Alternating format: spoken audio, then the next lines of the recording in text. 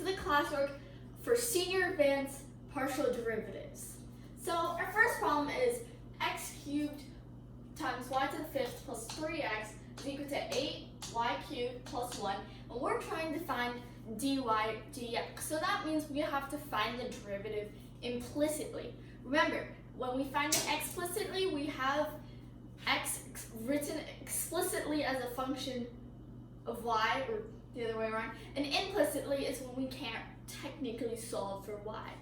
So for number one, the first step whenever we have implicit differentiation is to find the derivative of every single term. Anytime you have a y in that term, then you add a dy dx. So x cubed y to the power of 5, we have to first use product rule to find the derivative. So we keep y to the fifth and we get the derivative of x cubed. So that becomes 3x squared y to the fifth. Then we derive the y to the fifth part, and we get dy dx times 5 from this 5, x cubed because it stays normal because of product rule, times y to the fourth, which is also product rule. Then we have plus 3x. That becomes just 3 because of product rule. And then we have 8y cubed, and because there's a y, we have dy dx, and then we do power rule to get 24y squared. Plus 1 becomes a 0 because constants, their derivative is 0. So then the next step is bringing all the dy dx terms to one spot and all the other terms to the other side. So in this one we have dy dx 5x cubed y to the fourth minus dy dx 24y squared is equal to negative 3 minus 3x squared y to the fifth. Then we solve for dy dx and we get negative 30 minus 3x squared y to the fifth divided by this term minus this term, which is 5x cubed y to the fourth minus 24y squared. So then we can simplify this a bit more, and our answer to the first one will be 3x squared y to the fifth plus 3 over 24y squared minus 5x cubed y to the fourth. Let's move on to our second problem. X squared times tangent y plus y to the 10th times secant of x is equal to 2x. And once again, we're finding dy dx. X squared times tangent to the y is our first term, and we have to use product rule. So first, we find the derivative of x squared, which is 2x, multiply it just by normal tangent y, plus find the derivative of tangent y this time, which is secant squared y, multiplied by dy dx, because we're finding the derivative of a term with a y in it, and we have the x squared. Then we have y 10th secant x. We do the same process, and we get dy dx times 10y to the 9th secant x, because we found the derivative of y 10th to the 10th first, plus y to the 10th times secant x tangent x, which is the derivative of secant x, is equal to 2x, and 2x just becomes 2 because of power rule.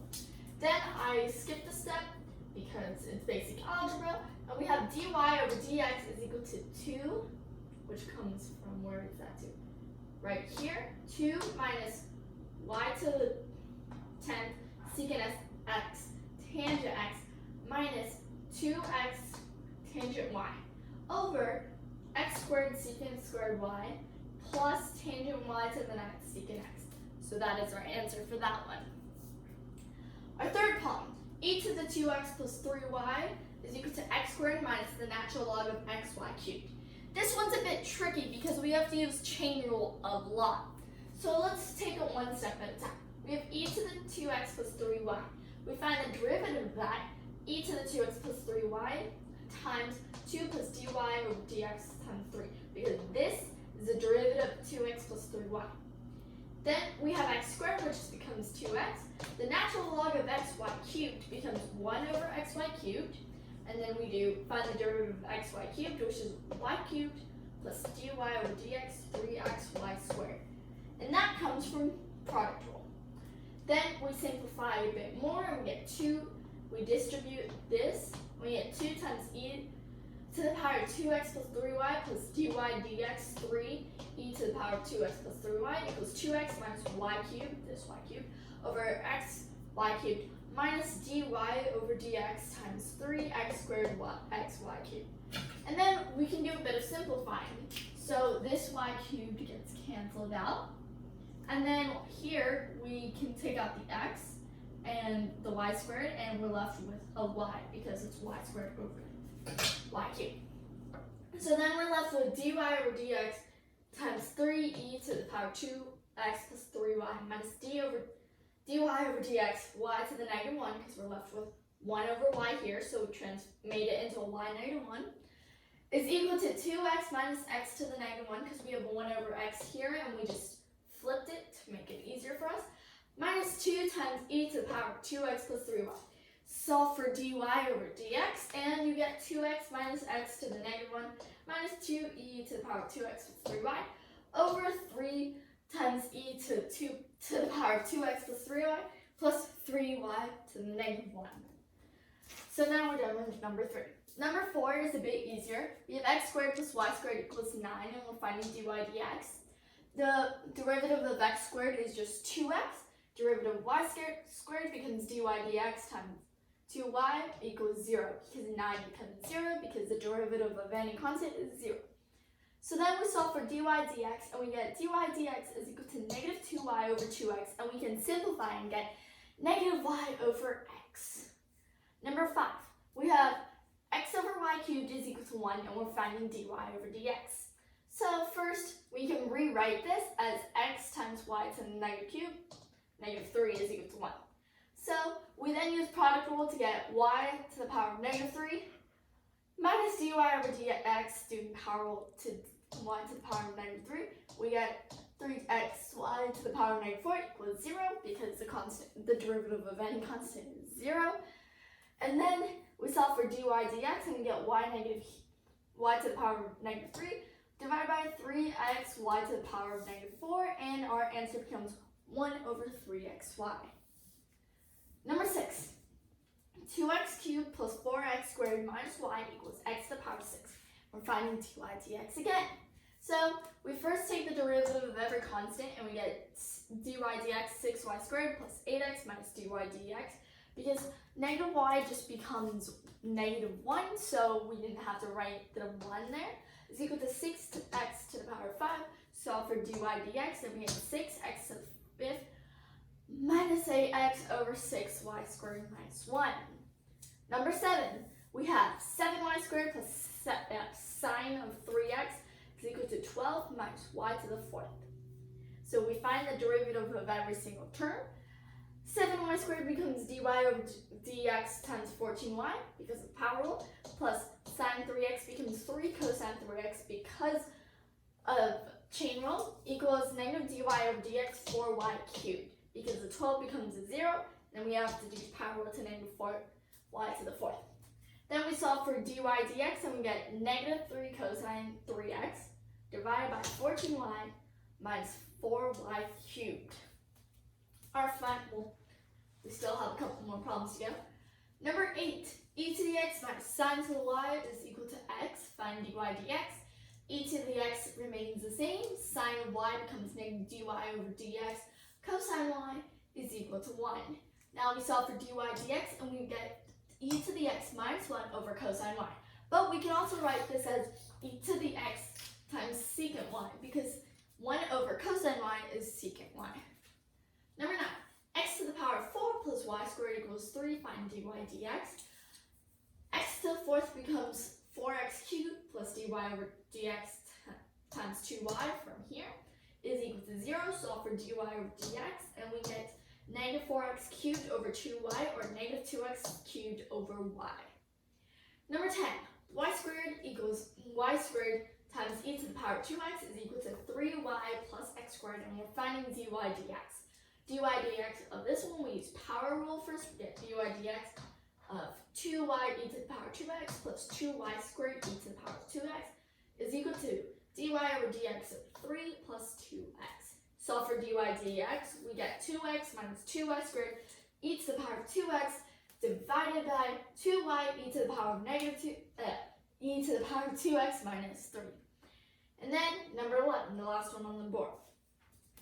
So we have f of x comma y comma z is equal to 4x cubed y squared minus e to the power of z y to the power of y plus z cubed over x squared plus 4y minus x to the 16 We're trying to find the partial derivative with respect to x. So the thing with partial derivatives is we're trying to find x. That means y and z are going to be constants.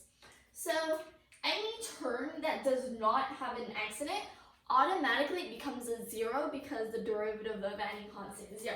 So this rules out e to the z and y to the y, and we also rule out plus 4y. Now the rest is going to be pretty simple. We have to find the derivative so y squared is going to be a constant, so that means this is going to become 12x squared y squared, because y squared is constant, minus, and then we have to find the derivative of this, so it's going to be z cubed over x squared, which becomes 2z cubed over x cubed, and then this, which is the easiest part of this entire problem, is minus 16x to the power of 15. So now on to our next problem, number 12.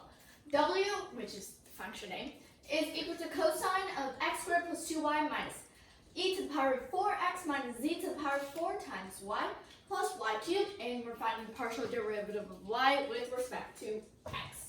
Meaning everything else is going to be a constant. So we're going to first do this one.